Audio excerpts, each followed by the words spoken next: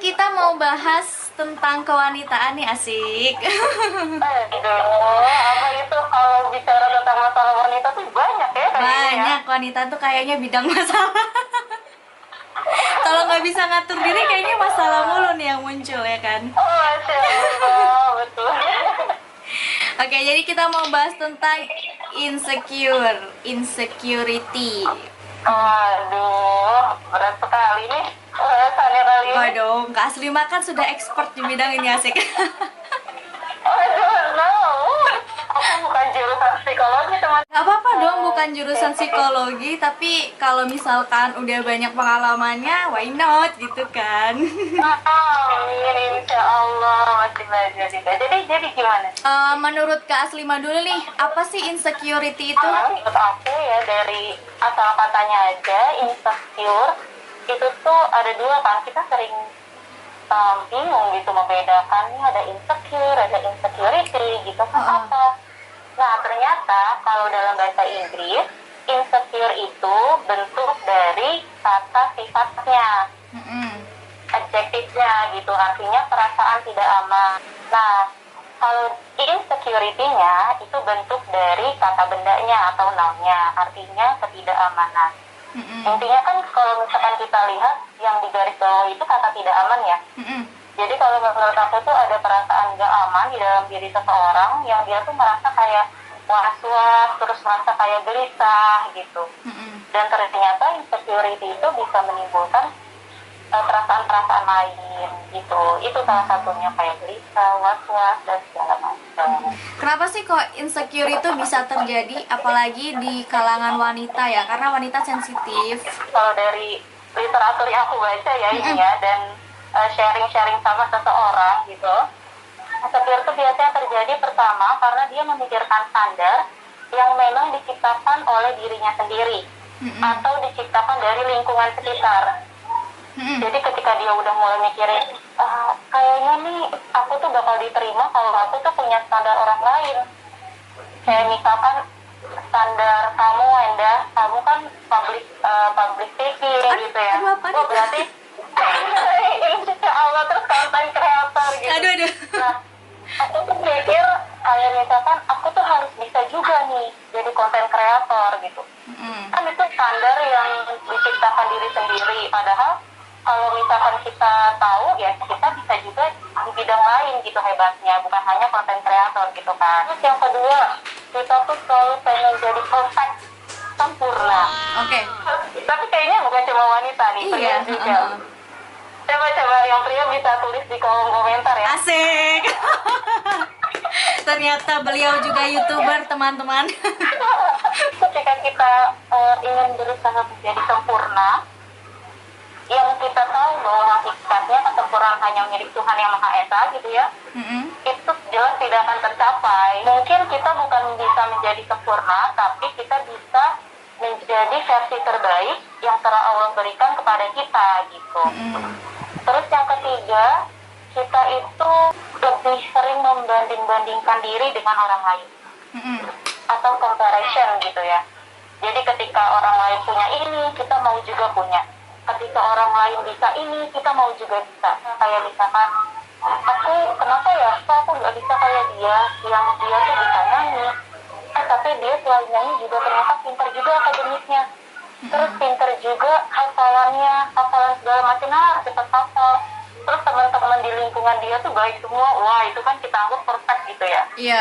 Tapi ternyata di balik itu dia bukan membesarkan kelemahannya, tapi dia membesarkan apa yang memang menjadi potensi diri dia gitu. Jadi dia nggak fokus sama kelemahan dia, tapi dia fokus terhadap potensi yang dia miliki.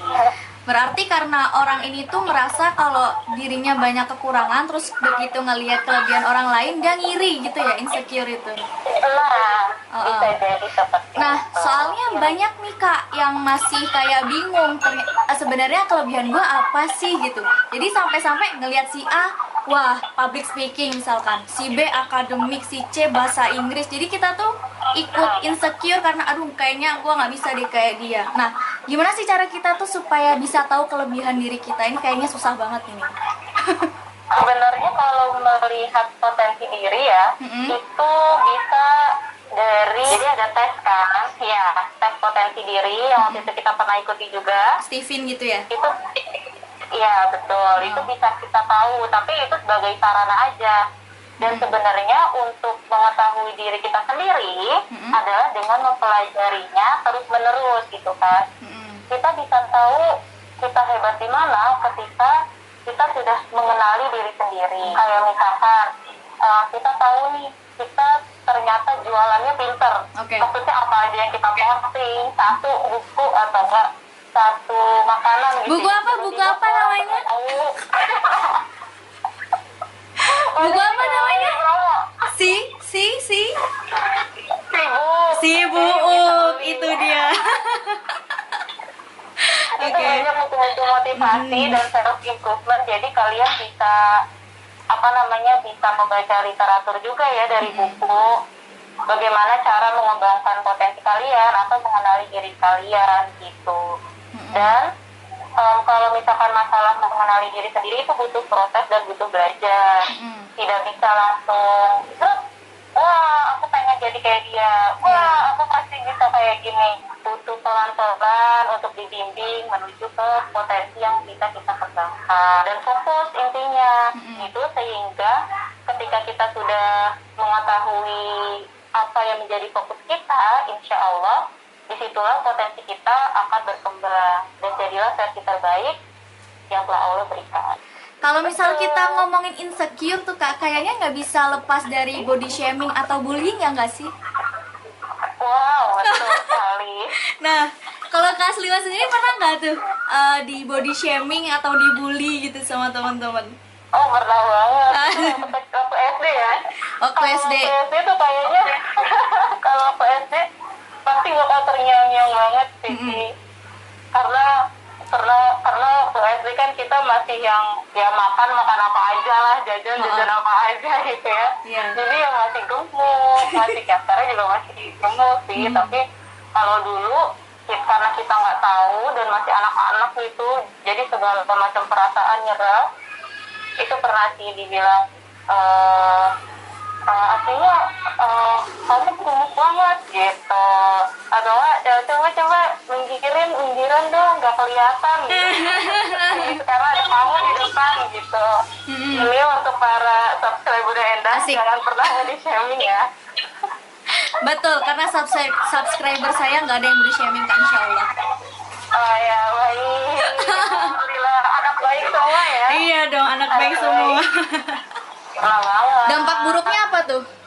Dampak buruknya mungkin kita jadi malu ya untuk tampil, untuk menunjukkan diri, untuk mengenalkan diri kita kepada orang lain. Itu dampaknya sih. Jadi kita mikirnya kayak kita ini kayaknya jelek deh, karena orang-orang yang kita mau deketin tuh mungkin punya paras yang menurut kita rupawan, punya body yang bagus gitu. Dan itu kan lagi-lagi balik ke standar ya, memikirkan standar kita gitu, dan memikirkan standar yang orang lain buat. Terus mindsetnya itu udah, wah kayaknya aku gak bakal ditemenin, padahal setelah kita mendekat mereka open aja gitu. Biasa aja gitu.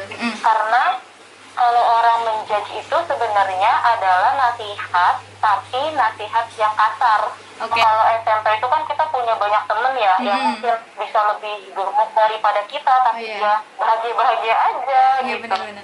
Dan di situ kita bisa melihat kayak misalkan dia kok bisa bahagia ya ketika dia dibully, padahal dia tuh gemuk, atau mungkin padahal menurut orang lain parasnya kurang bagus gitu, atau kurang baik.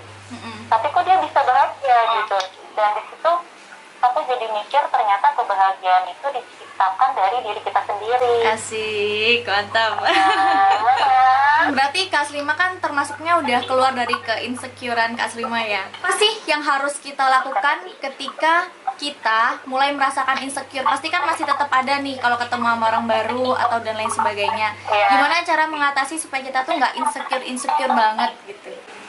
Oh, Masya Allah. Kalau dibilang aku udah keluar dari insecure gitu ya, mungkin itu insecure secara body shaming. Tapi ternyata kalau aku pelajari itu, insecure itu bukan hanya fisik, tapi pikiran, terus kita itu bisa timbul rasa insecure gitu. Benar-benar. Dan ada kok orang yang udah merasa bukan insecure secara body lagi, tapi insecure secara mental, dan itu yang paling susah kalau menurut orang-orang psikologi ya. Kalau udah masuk ke mental itu udah susah banget. Wah, iya benar. Jangan bawa-bawa mental deh, kamu nggak akan kuat. Iya. Itu yang pertama, jadilah apa yang Allah ingin kamu tunjukkan kepada Allah gitu, bukan jadi apa yang orang lain ingin lihat. Be what Allah want you to be, not for what somebody else want you to see. Okay. Kalau yang Allah mau tentu itu sudah banyak banget dibahas di dalam Al-Quran.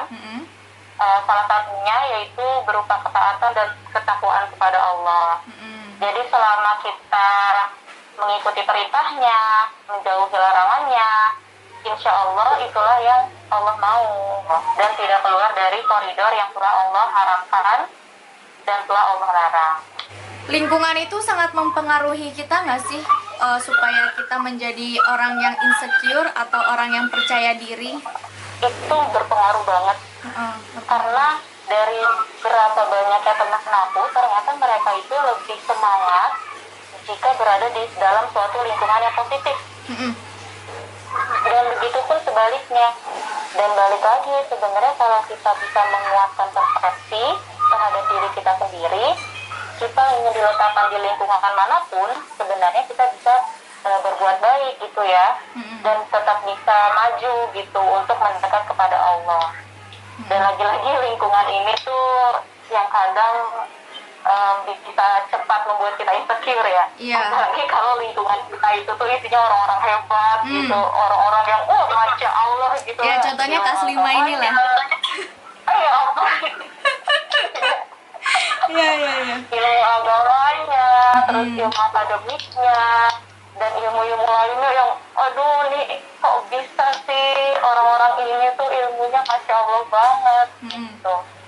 Dan di situ kalau menurut Bella Mahfur ya, itu adalah insecure yang baik justru. Karena kita akan merasa tertantang dan terpacu untuk melakukan kebaikan dan mendekat kepada Allah dengan ketaatan dan ketakwaan kepada. Ya, gimana cara berbaur pertama kali kalau Kak Slima? Kalau tipe aku itu biasanya memperhatikan dulu, memperhatikan orang-orang, yaitu diperlakukan oleh orang lain itu seperti apa, apakah dia ketika diucapkan sesuatu mudah tersinggung atau tidak gitu. Nah, kalau dia negur duluan, oke, aku jawab gitu tanpa. Kalau nggak gitu negor? Kalau nggak negur biasanya aku tegur duluan.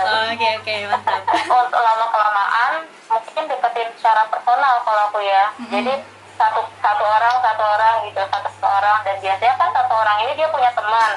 Nah nantinya ya udah deh tuh lingkupnya mulai banyak, dia punya teman lagi gitu. Baru nanti yang paling bisa itu heart to heart sih, jadi hati ke hati.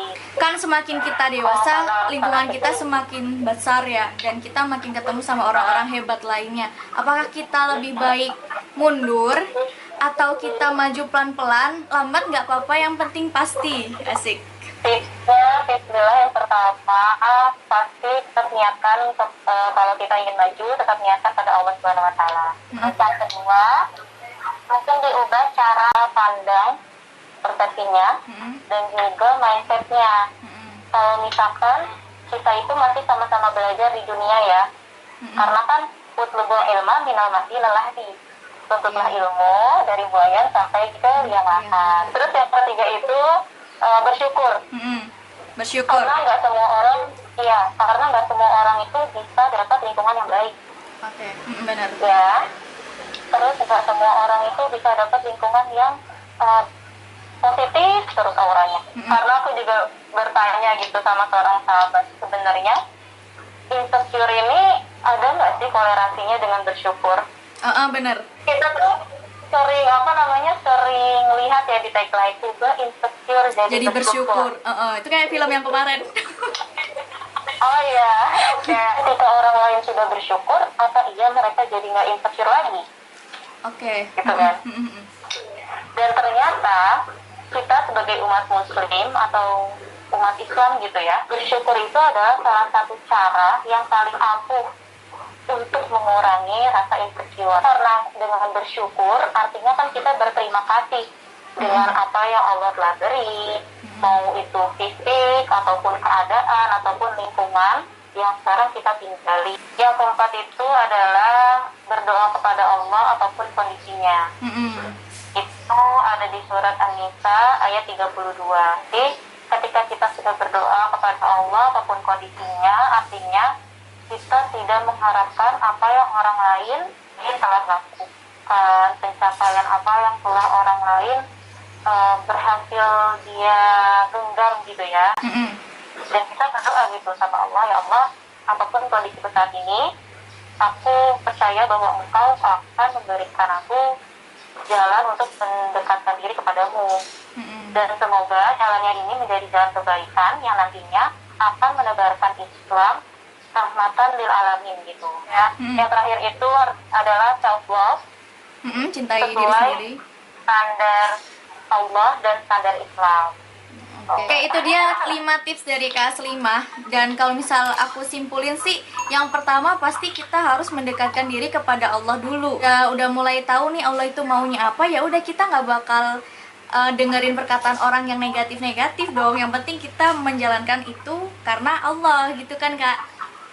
Masya Allah. Betul, Masya Allah, hebat banget ya. Hebat banget Kak Aslimah dah.